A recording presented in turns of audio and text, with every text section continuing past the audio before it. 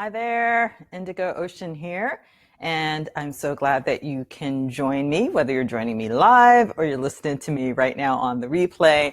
Thank you for being here. And I look forward to sharing this story with you, and I hope that it blesses you. You know, the idea of this entire series of stories is to give you examples of a different narrative, because there are so many things that we have known about the way that the world really works for well over 100 years.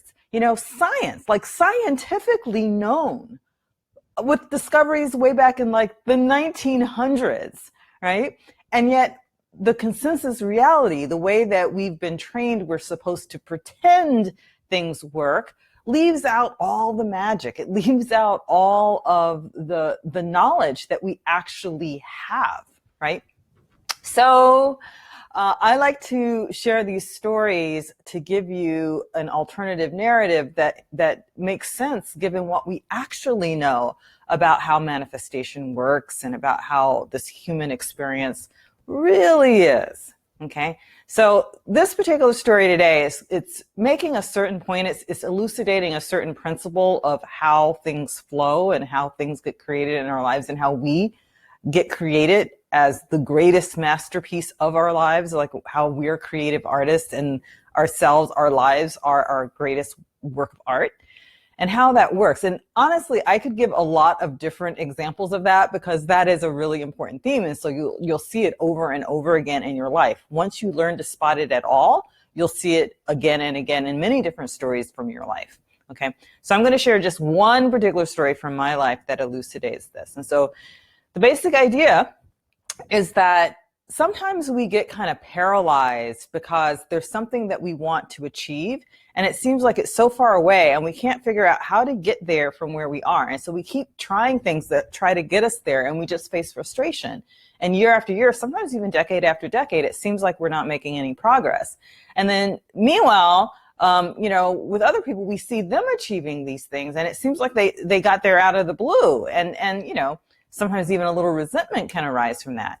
So this is the secret to how do you do those really big things. And I say this speaking as someone who's done a lot of big things. I've got quite a resume that I've built up over the decades, and the way that I've come to see it flow, especially I can see it when I look backwards. I used to not be able to see it looking forward.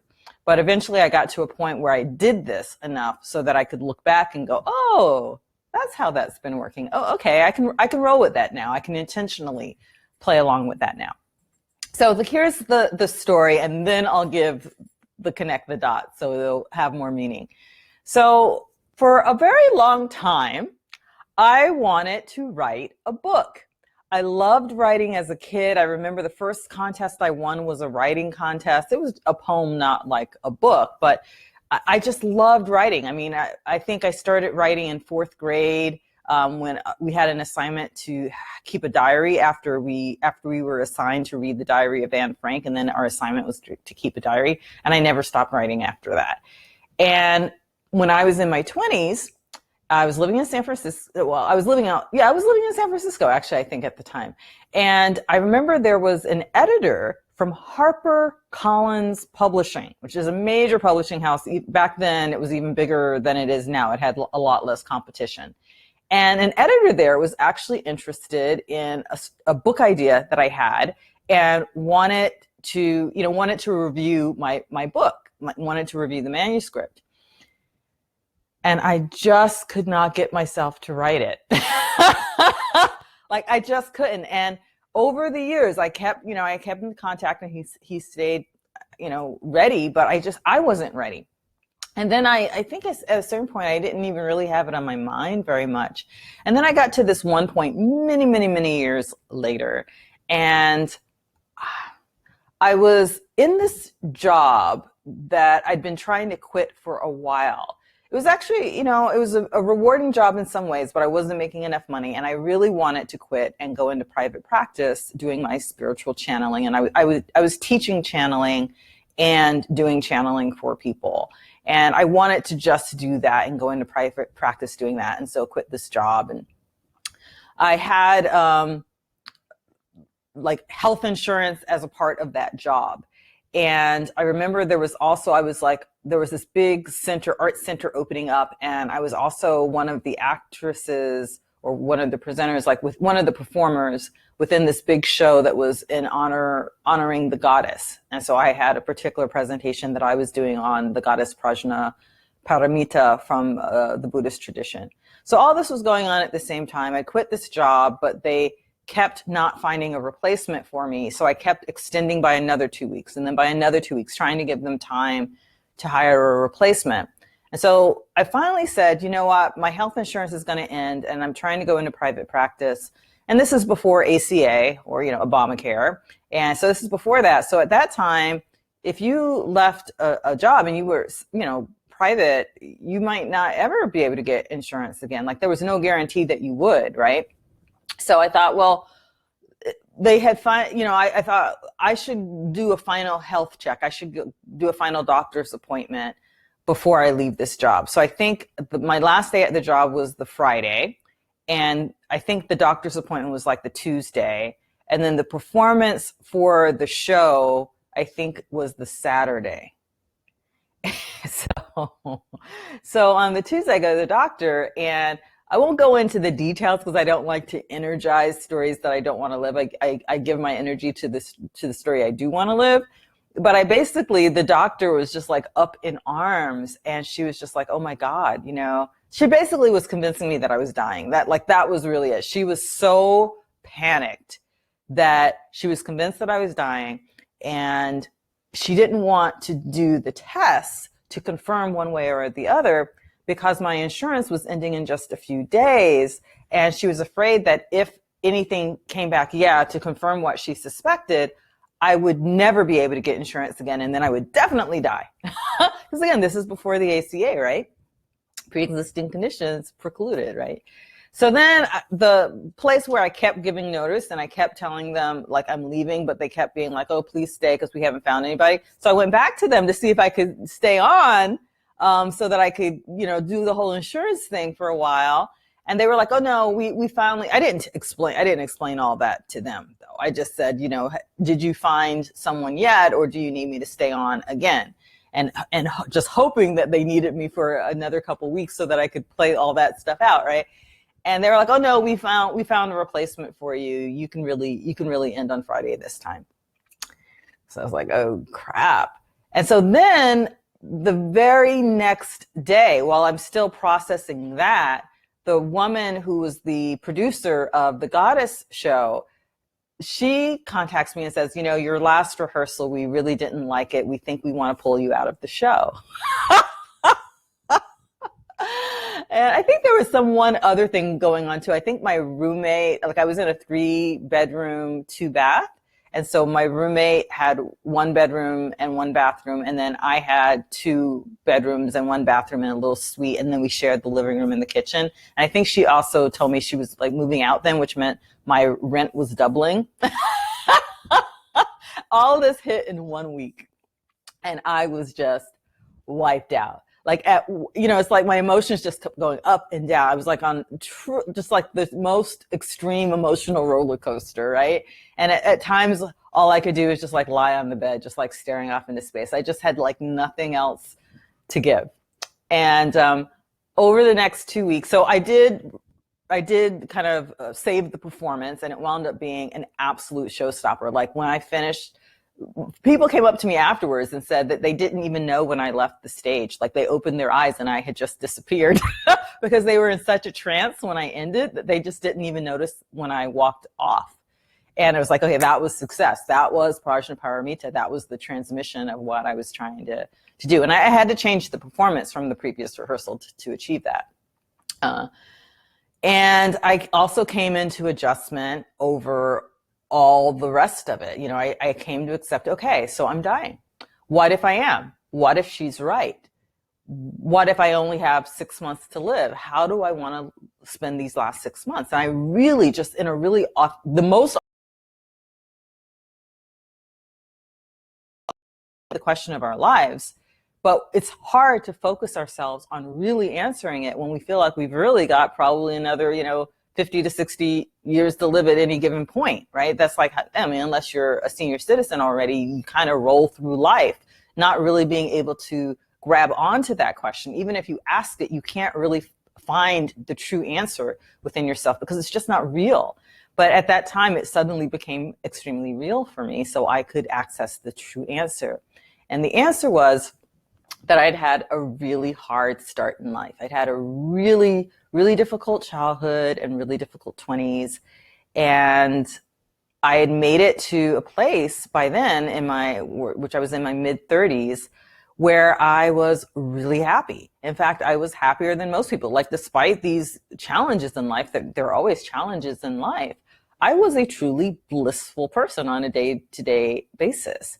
And I thought, you know what, if I'm going out of this world, I'm going to leave a trail behind. I'm going to show people, how do you go from being suicidal at 9 to being truly living in bliss at 36, I think I was at the time. How do you do that? And so I thought, you know, I have to write that. And so I became obsessed. And I forgot all about the book that the guy had been waiting for me at HarperCollins, like, at that point for, you know, over 10 years. It was like 12 years later. I forgot all about that. It wasn't the idea of getting a book published by a major publisher anymore. That didn't motivate me. I just couldn't write from that motivation. But it was leaving a trail behind for others to follow me out of darkness into light, to use that metaphor, right? Which I have problems with that metaphor sometimes, but anyway. So I became obsessed. Like, I barely slept. Like, I lived and breathed. I kept waking up in the middle of the night and going to write. And it was just like 24/7 practically. You know, I was just sleeping the minimum, eating the minimum. Wasn't doing anything to find a roommate. I was seeing clients. And I found that every time I would do a channeling session for a client, what would come through for them would wind up in the book.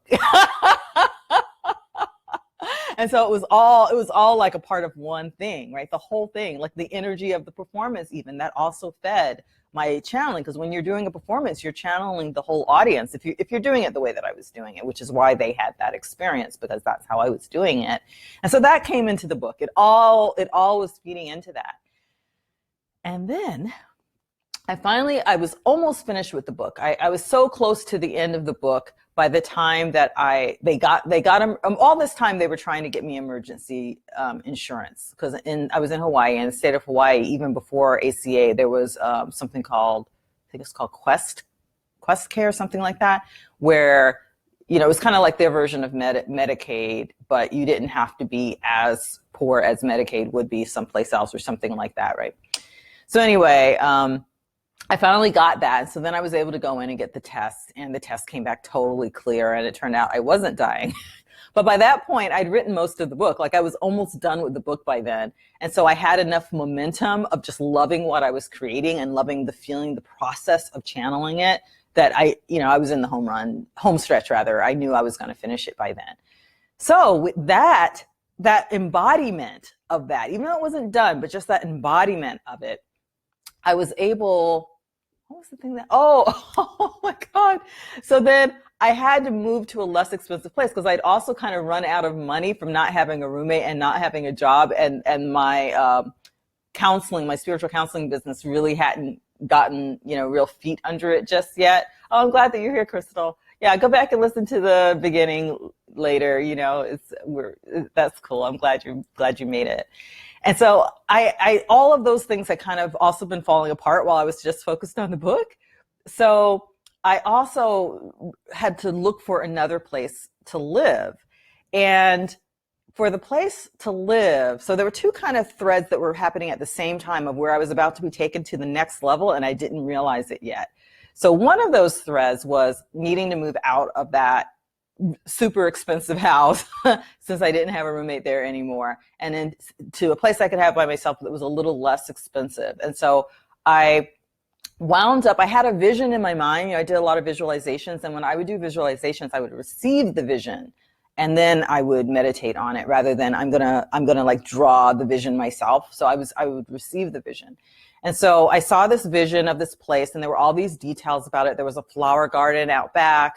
There was, like, you would come in through this deck, and to the right was the kitchen. To the left was the bathroom, and to the left was a bathroom. Upstairs, there was a loft, and then there was a bedroom off the loft, and there were great big windows looking out. And I wasn't sure, like sometimes when I saw the vision, I would see the ocean. And sometimes when I saw the vision looking out those windows, I would not see the ocean. So that part, I wasn't sure whether there was an ocean view, but all those other details I knew. And I answered this one ad for a place. And I went, and there were two sisters it was like a duplex. And so the two sisters were renting this side, and the owner had let them pick who would be their neighbor since they shared a wall. He would always say, okay, you pick your own neighbors. And so they were interviewing people for this unbelievably beautiful place that was really inexpensive in Maui, right? And I came in and I said, this is amazing. This is exactly what I saw in my vision. And I described it to them. And I said, the only thing that I didn't see that extra bedroom that was behind the bathroom, because it turned out there was another room back there. And I couldn't tell. Now I see that I can see the ocean, but it's funny because in my vision, sometimes I would see the ocean and sometimes I wouldn't. And they were just shocked. And they said, that's actually how it is here. Sometimes the fog comes up and you can't see the ocean, but when the fog is down, you can see the ocean. And we were all just shocked. And we were all very spiritual people. They were very devout Sufis. And I was on a very personal spiritual path. I did not want a spiritual teacher.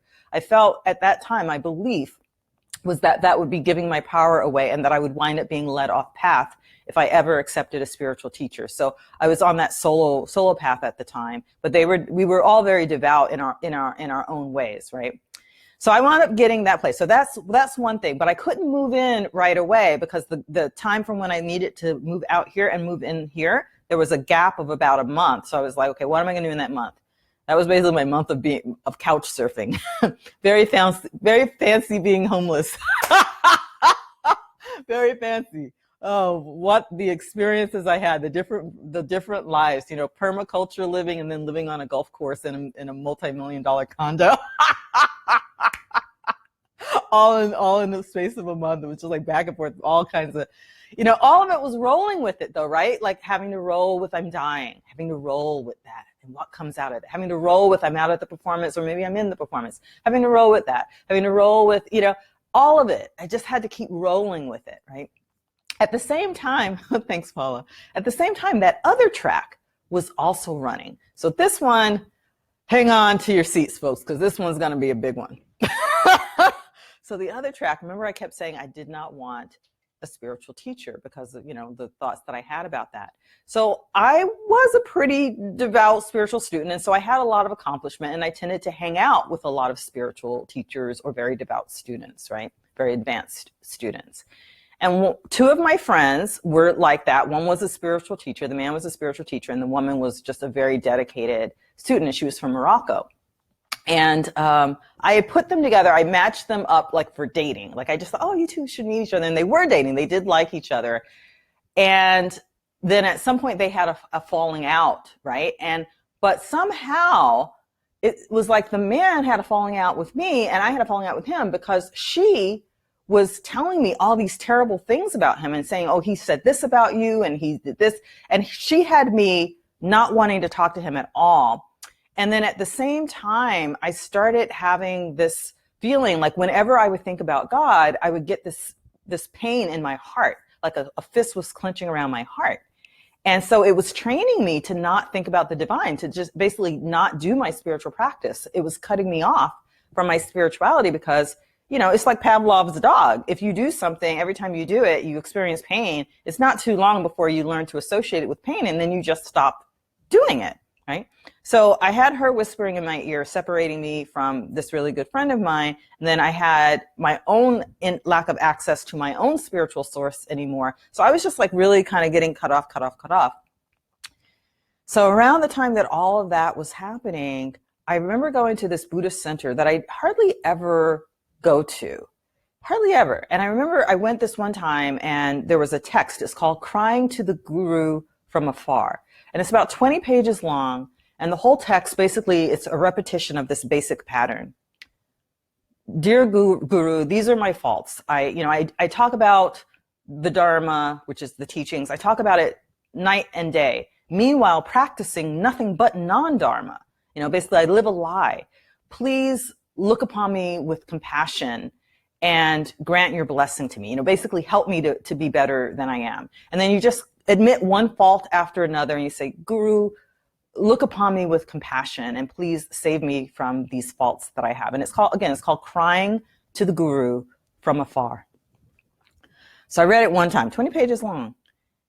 And when all of this kind of came together, I found out I owed some money to my male friend. And so I contacted him that one last time to try to make plans to return the money to him.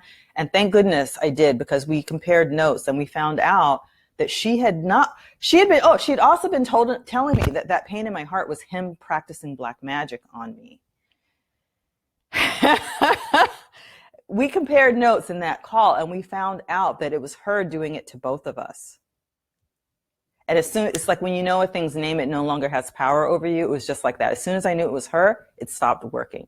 I could do my spiritual practice again without the pain. And he and I became friends again also. Something, huh?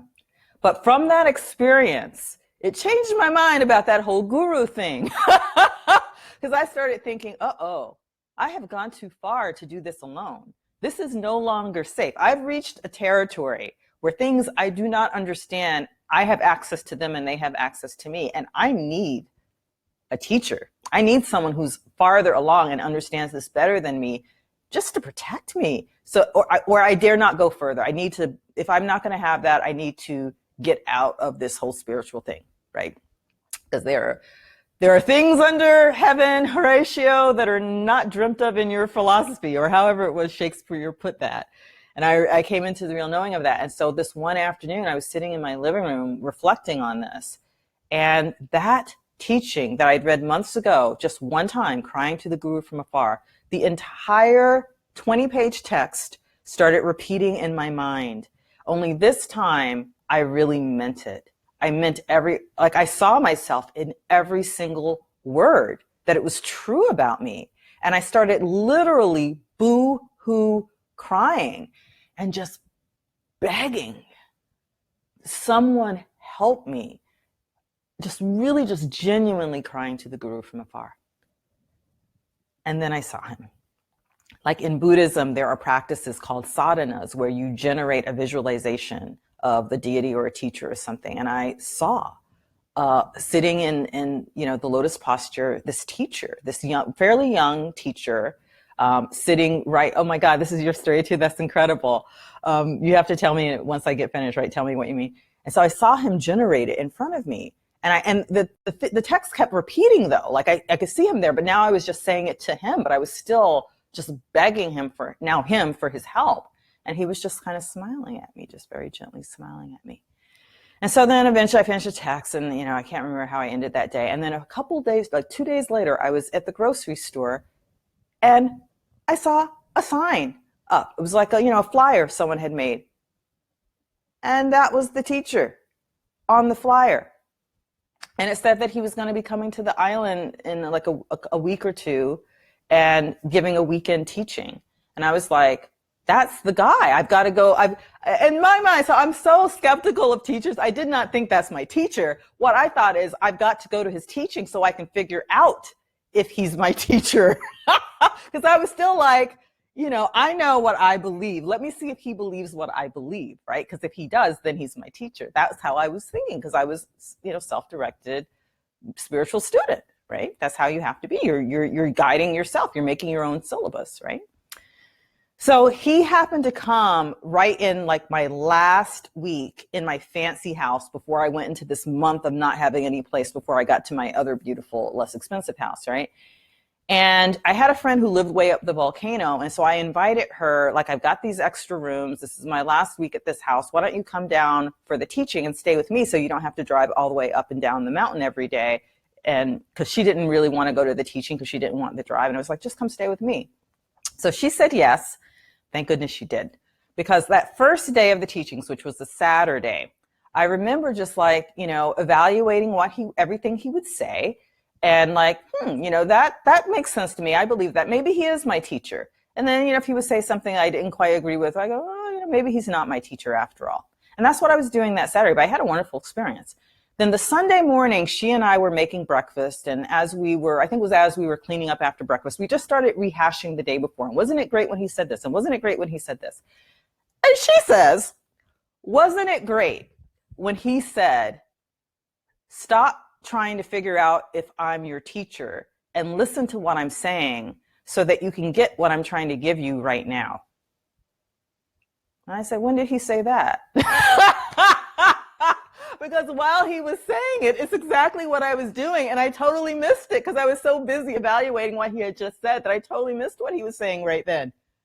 But he got the message to me through her. And I said, I think that's my teacher. If he can get past my ego, he is probably my teacher, right? Because that's the role of the real teacher, is that he can work with the mechanisms. He's not just speaking out of his mouth. He is working in your life to give you teachings, situational teachings, using people, using everything. And as life unfolded after that, he did that many times in many big ways. And you will hear about him in other stories. Yeah, it was pretty amazing, right? So then I still wasn't 100%, but I was pretty much like, okay, this is probably my teacher. Then that Sunday, later that day, he did this thing where, so in his lineage, he's Tibetan Buddhist, the real thing, like he's from Tibet. And so they have transmissions of the knowing. It's a more indigenous culture mixed with Buddhism. So they had their own shamanic tradition in Tibet, and then Buddhism came in through India. And so it mixed, right? But they still have that strong shamanic tradition, especially in his lineage, which is the Nyingma lineage. It's the first one. It's the one that's closest to the rituals they had before Buddhism. So that's his lineage and how he was raised. So he was doing a transmission as a part of that Sunday afternoon. And so he would have one person come up after another. And there was another Lama visiting from another island that was sitting beside him, but he was the one doing it. And the other Lama was just kind of accompanying him. So one by one, people would come up and they would kneel before him. And he would look at them and he would say, what is Rigpa? And Rigpa basically he explained is kind of like the natural state of your mind, like your awakened mind would be called Rigpa. Oh, by the way, if any of you guys think to share this, it's always appreciated. Like even if they're going to wind up watching it on the replay, if this is a message you think that other people, should hear, I do really always appreciate it. If you just kind of like share it out, that's always really appreciated. And thank you also, you guys who are like liking and hearting and stuff like that. I really appreciate it. Like I tend to get really into the stories, but I do notice those things and I really appreciate it. So he does that and he's doing that. And I'm thinking as I'm sitting there, like perfectionist that I am, that I want to have the right answer. Because I'm listening to the other answers and I'm thinking, oh, that's not what it is. And so one person after me, he says, what is Rigpa? And they say something, like, that's not what it is. And so I just think, oh, please. I literally prayed, please, when I get up there, let me give the true answer. So then my turn came. And I kneel down and he looks right at me and he says, what is Rigpa? And I went to open my mouth to try to say something and I couldn't speak. And then I felt something moving. And so I looked down and I saw my hand moving up, then touch my heart, then go back down. And I just looked up at him. And in my mind, I was thinking, is that Rigpa? And I saw something shift in his face. And then he bowed, full bow. Like, I won't do it right now because I messed up the microphone, but, from this to this. And then it's like my mind was gone. There was just this bliss. Gosh, I'm getting a little bit of it right now, even as I'm describing it to you. It's coming back a little. And then I didn't know what to do. And so then he was just staring at me. And then I looked, the other teacher motioned. And so I knew probably I should go back to my seat. And I went back to my seat and I was trying to roll up this kata, this yellow cloth that he had put around me as a blessing. And I was trying to roll it up and I accidentally dropped it and it fell down again. And I just was so fascinated. So the way the light was catching on the yellow, and so I would roll it up again and then I would let it drop again. And I just kept doing it over and over again because I was just so fascinated. Like it was like I had truly the innocence of a child. And so I can remember all of this, like there was the same consciousness here, but I was truly in that pristine state of just pure consciousness. And, eventually I came out of it, but he became my teacher after that, and I finished the book, and I had the incredible experience over the time that he was there. While he was still doing different teachings, over the next week, I was kind of bouncing around, staying with different people, and Wayne Dyer wound up offering to write an endorsement for my book. I had all these publishers who were they loved the book. It's called Being Bliss, which I know some of you have read. There was one fellow when I did the book reading, which was at night, and he was a guy who worked in a cafe that I used to go to for lunch a lot of the time, and he came up at the book reading to thank me for the book. And again, this is the book that I wrote because I thought I was dying.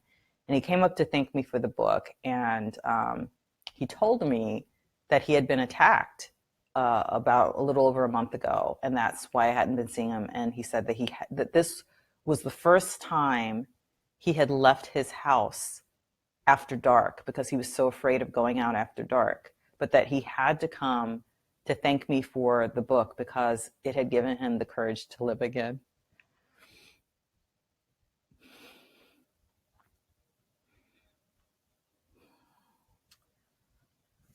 12 years, I could not write a book with a publisher waiting for it, asking for it. And yet all these chains of events, of all these little things, led to it happening at the time it needed to happen for the people who needed it to receive it when they need it, for me to be ready. After I completed that book, it was like the summation of everything I had learned in my own spiritual journey, which made me ready for a teacher without feeling like I was being taken off path. I had enough of a me to anchor my spiritual journey, which is that book. It sums up where I was at that point in my journey, everything I'd learned up to then. And so I was ready to let someone else now teach me. And by teach me, I mean tell me things I don't already believe and have that change my belief. That's what teaching is. Teaching is not a rubber stamp. I didn't get that. I really didn't get that. It's so obvious when I say it, of course, but I didn't get it. But then I got it. That if I was going to accept him as my teacher, I had to let him teach me. But before I could do that, I had to come into a certain place of my own first to be able to authentically let myself be taught. Yeah, you guys got that. And this, there are other stories I will tell where that decision right there was pivotal. Because in the story that I told maybe a couple weeks ago about how I went from like $19 an hour to $1,000 per hour within a few years, that relationship with him was absolutely pivotal to the start of that story, the pre-story, right before the start of that story. That story would have not happened had it not been for that decision that I made when I said, if I'm going to accept him as my teacher, I'm going to listen to him even when I don't agree. I'm going to let him teach me. So anyway, many threads there. But I think the basic core of what I learned from that series of experiences is we don't always have the ability to see where something leads or quite how to get to the big jump, right? All that time I kept trying to bridge that gap of writing this spiritual book. I couldn't write it. But a series of events of just living my spiritual truth, it just took me step by step by step by step by step. And each thing I could see just the next step. Other things changed around me to make the next step accessible. And so each time I would do it, when I had all those opportunities to fall apart, right? All that time I was being emotionally whipped around. I had lots of excuses, but I kept just seeing, what can I do from here? What can I do from here? I just kept moving towards and with faith. And eventually I was led to every single thing that I needed. In the end, I do want to point out, however, that Wayne Dyer did not actually give me that endorsement for my book. He took my book and everything, and he did have his friend, Alan Cohen, do an endorsement for my book. But in the end, it turns out I wound up self-publishing because I got so much positive feedback from publishers, but it was always some excuse. It was like they they don't have a distribution channels for a spiritual book, or they have a book that's too similar to this, which actually turned out to be Eat, Pray, Love. That was the book I was competing for with publishers, it so happens. We both talked a lot about our time in Bali and our spiritual lessons and all of that. And so our books were too similar, they thought. So there's like, okay, that one, we've already got that one and it's coming out in a year. And so we can't get, or there was another one that was really interested, but there's like, if we put you in the pipeline, you won't get into the publishing calendar and for a year. And I was like, I've got an endorsement from Wayne Dyer. All these people love this book. It's such a great book. I don't need a publisher. I'm just going to self-publish. Big mistake, people. Word to the wise. I'm just going to break it down for you right now. It's a slightly different topic, but while I'm on it, let me just teach you this. If you want to be a writer, and that's what you want, like as a career, and you're going to be a writer, you have to be published by a publishing house. If you want to build your authority in a field, to advance your work in some kind of a way, or this is more of just a personal project, then you self-publish. Okay? So anyway, live and learn. But Wayne Dyer, while he was living, it's back when he was living, obviously, turns out he will not do endorsements for self-published books. I guess it would open the floodgates. Too many people would be constantly trying to get him to endorse their books. So he pulled out once I self-published. But anyhow, it was still all good. The whole, what can I complain about? Anyway, so I hope that this story is useful to you. If there's some big thing that you've been wanting to achieve in your life and it's not been coming for over a decade, that doesn't mean it's not coming. It may just mean that you need to slightly adjust your approach to it and allow it to come instead of trying to make it come. Just kind of keep working along that true line of your being. Yeah. Stay close to that true line of what feels true for you, and just keep responding with faith and expectation that everything is a blessing. Everything that's coming to me is a blessing. I may not see it yet. I may not understand it yet, but I know that I'm always being blessed and that the blessing will eventually reveal itself. If you can have that faith and just do what's right in front of you. And then from there, you can see more. And then you do that. And then from there, you can see more. And then there will come a time when that goal is in your sights and you see the inevitability of it. And it's good. It's really good. All right, you all. Thank you so much for hanging in there with me. And I hope that I will see you next week. I hope this